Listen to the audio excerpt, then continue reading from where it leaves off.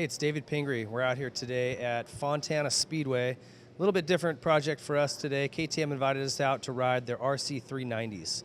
And there's basically two models of this. KTM's obviously making a big push, not only in motocross, but also into their street line.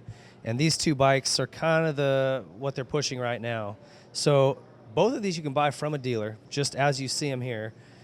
This Cup bike, the RC Cup bike, is actually set up ready to race. You can buy this thing and go straight to your track and do it. This bike, this 390, same exact bike, except that it's got blinkers and some things that would need to be taken off, the wiring harness and things like that in order to be ready to race. So two different types of bikes. We're going to try both of them out today. I'm going to squeeze into some leathers. That's really weird for me, but we're going to have some fun and go fast.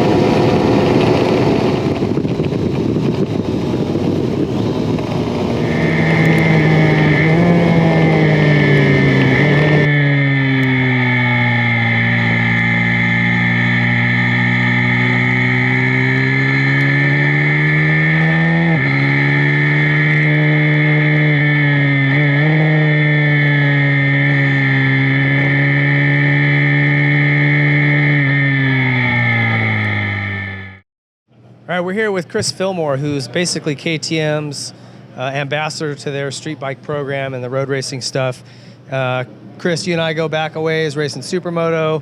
You did some road racing after that for KTM, so you've been involved with these guys for a long time. Tell us a little bit about the differences in these two bikes and basically what the concept is for these. Well, they're both 390s. This is an RC 390, and this is an RC 390 Cup bike. Production bike, buy at your dealership, put a license plate on, ride on the street, or you have the option to take it to the track, as we proved today. And then the Cup bike is a track specific, designed for racing track purposes.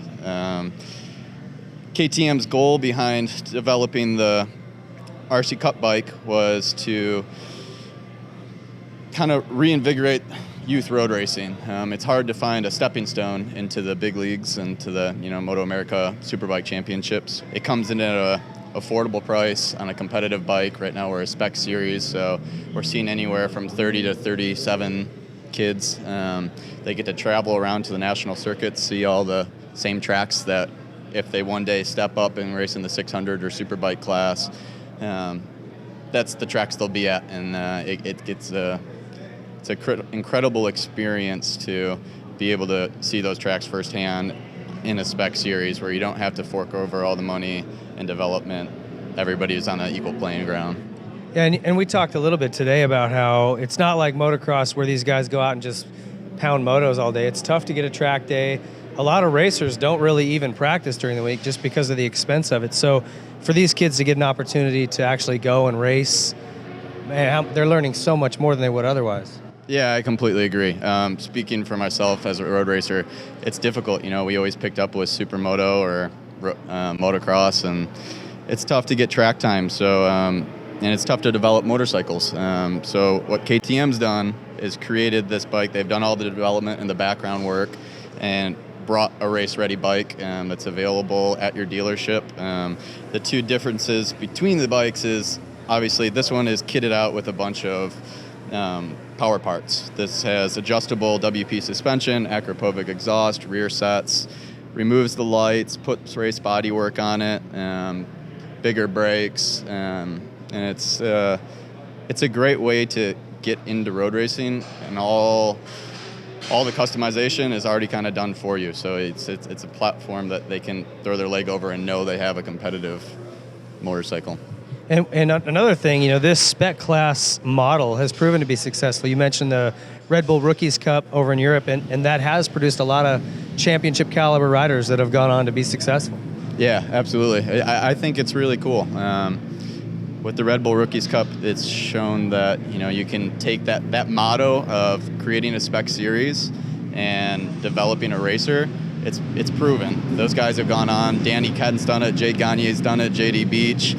The list is pretty big of the guys that have gone on from a feeder series to go on to win national and world championships. So it's really something to look for. And what else does KTM has a full line of street bikes from the Dukes and so forth. What is some of their plans for development of other road bikes?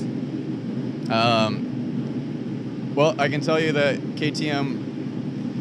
one of the goals at KTM for the future is that they want to put a lot of energy into their street market.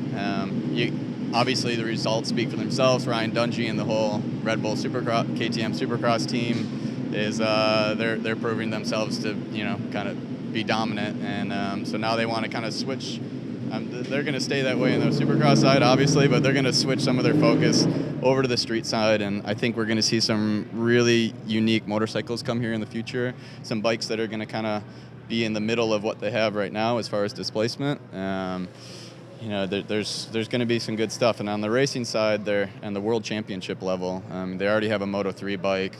It looks like WP wants to develop a Moto2 chassis, and they have a MotoGP bike coming, so it's going to be really exciting to see. Well, we've had an awesome time out here today. It sounds like KTM's got some really cool things down the line on all of their street stuff, so keep an eye out for that. Auto Club Speedway today here has been a ball.